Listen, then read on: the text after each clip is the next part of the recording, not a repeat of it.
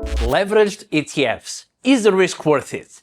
Well, if you look at the chart of leveraged ETFs such as the TQQQ since 2010 until now, the chart is absolutely crazy, right?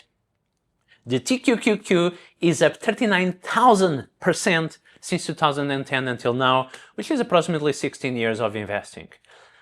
And that means that basically if you have invested $1 16 years ago, now you'll have $391. For every $1 invested, you'll have $391. That let's sink in. But still, when you Google search about leverage ETFs, or if you ask the AI, you will read like everywhere saying that these leverage ETFs are not suitable for long-term investing. And you know, a few years ago, I think I started investing in leverage ETFs like 6 or 7 years ago. I was very confused because like the chart of these leverage ETFs looks very amazing. Of course, there is a lot of volatility, but they deliver really crazy returns. But then when I Google search about leverage ETFs, you read it's not suitable for long-term investing. Why? Why? So most of these articles that are against leverage ETFs talk about volatility decay or volatility drag or time decay. It's basically the same word for the fact that the higher the volatility you have, the potentially lower returns you'll have. But I think 99% of the people miss the math behind leverage ETFs and why they might actually, in many cases, be good buy and hold long-term investment. And that's what I talk about in my Henrik Wealth Academy. I have created a 4.5-hour course about leverage ETFs because I want people to understand about leverage ETFs. Because if you answer these questions correctly, it's literally a multi-million-dollar question, okay?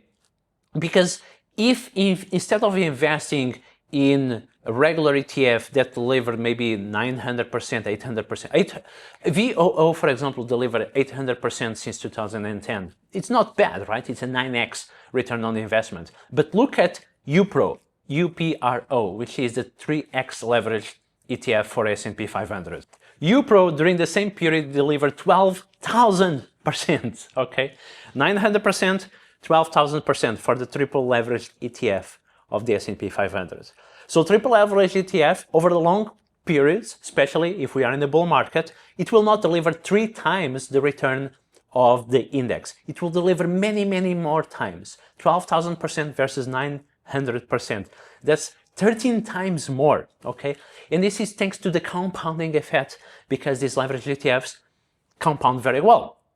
Of course, if you are in a sideways market, in a choppy market or a downtrend, it will not be pleasant, of course. But if you believe that the stock market will go up over time, right? And I believe in it because you have over 100 years of history. The American stock market continues to be the best stock market. If you believe in it, why not use a little bit of leverage? So where do people draw the line? Because volatility happens in every asset, okay? If you invest with 1x leverage, so you invest $1,000 and you get exposure to the S&P 500 of $1,000 with an ETF such as VOO or SPY, you also have volatility, right? And you have the so-called volatility decay happens exactly the same way.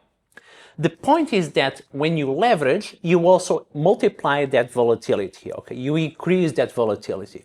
But you also increase your returns. So where do you draw the line? When is leverage too much leverage? Is it 1.1? Why 1x leverage? Why not 1.2, 1.5, 2x, 3x, 5x? Okay, there I already draw the line because there is a math called the Kelly Criterion, and the Kelly Criterion will tell you what's the optimal bet sizing, the optimal investment size considering the returns, the expected returns, and the volatility of the asset. And the Kelly Criterion will tell us that over prolonged periods, the optimal leverage for S&P 500 and NASDAQ is between 2 and 3x. So if you invest anything between 2 and 3x, mathematically and statistically, you'll get better returns for your long-term investments. So if you use any leverage beyond that 3x leverage, you'll have such a high volatility that volatility will eat up your returns. So you should not use anything beyond that point. But if you use much less than that point, and the 1x leverage is less than that point, you are leaving gains on the table. This is mathematically, statistically correct. By the way, I have created an indicator that measures the optimal leverage for any asset, which you can check in my Henrik Wealth Academy, link in the description of the video. If the TQQQ is such a great investment, should you go all in and invest in the TQQQ, like tomorrow, all your investment, all your portfolio? No, and the answer, please don't do that, because there is some path dependency, okay? If you invest all in tomorrow in ETFs such as the QLD or the TQQQ, and there is a crash, you will suffer quite a big drawdown. So if you have invested $3,000 only 15 years ago in the Triple Q, now you'll have $1 million. That's what I call good risk-adjusted returns. But does that mean that you should go just now and go and buy Triple Q with your entire life savings? No, please don't do that. There is one reason why. And let me share with you this chart. Okay, here on the chart, as you can see, sometimes the Triple Q, when there is a market downturn or a crash, it's very painful, okay? As you can see here, there are many drawdowns of over 50%. We have a 72% drawdown during the lockdown crash. You have 80% drawdown in 2022. So if you go all in into such leverage ETF and suddenly there is a drawdown of 80%, it will be painful. So if you can handle all this volatility, you will have very good risk-adjusted returns, okay? Usually what I say is that volatility is the price you pay for performance. And volatility is risk in the short term, okay?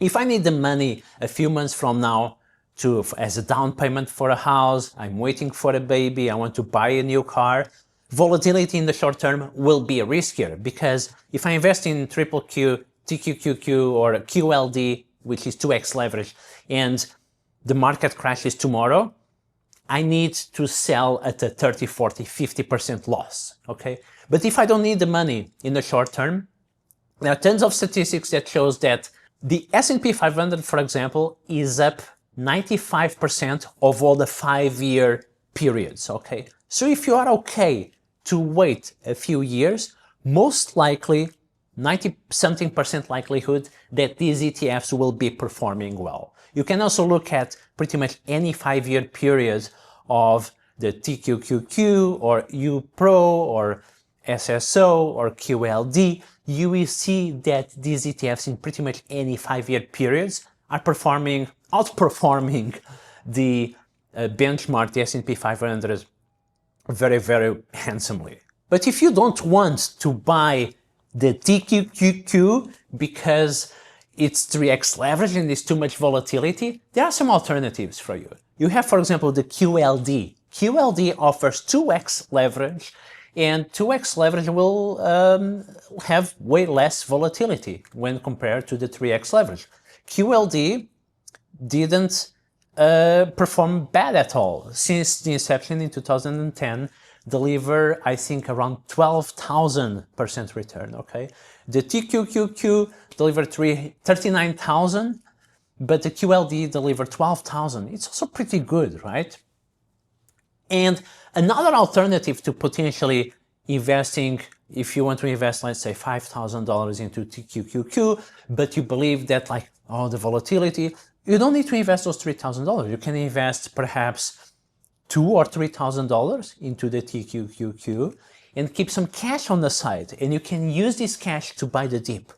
If you buy the TQQQ or the QLD during market dips, I just loaded in March, you know, or whenever there is any market drawdown, if you load on these ETFs, you'll perform extremely well. So I always keep some cash on the side. And actually not pure cash. I put my cash into SGOV, SGOV, which is the short-term treasury bill ETF, which at the moment pays around 3.5%. Sometimes some brokerage accounts also pay some interest. So this cash can be earning a little bit while you wait for a potential market downturn or a market correction, and then you use it to buy the dip. Now, the question that I want to answer is, how much exactly should you allocate? Let's say you have $100,000, $1 million. How much should you allocate to these leverage ETFs, such as the QLD or the TQQQ? And that answer, for me, I would answer this way. I would say that you should allocate whatever lets you sleep at night, okay? So for me, personally, I have approximately 1/3 of my entire portfolio into leverage ETFs. Because I can sleep well at night, I know the math very well. What are you comfortable with, okay? Is it like putting a couple of $1,000s? Is it putting 1% of your portfolio, 5%, 10%, 20%? That depends from person to person. There is no one size fits all, so I cannot tell you how much you should allocate exactly to leverage ETFs, but it should probably be a small percentage of your portfolio. It should not be the majority of your portfolio into leverage ETFs, but 5 or 10% will be something reasonable, let's say. So, is the risk worth it? Yes, mathematically and statistically, the risk is worth it. Many of these leverage ETFs, TQQQ, QLD, SOXL, Bulls, BULZ, some of these ETFs have been performing extremely well.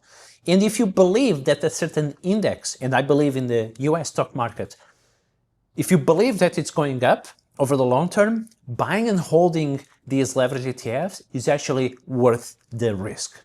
Oh, and by the way, just a quick note, this is not financial advice, I'm just sharing my personal knowledge and what I do with my portfolio. These leverage ETFs are still risky, okay? It's just that the returns that you get for the risk are very good most of the time. And if you want to learn more about leverage ETFs, I'm constantly talking about them in my community, the Henry Wells Academy.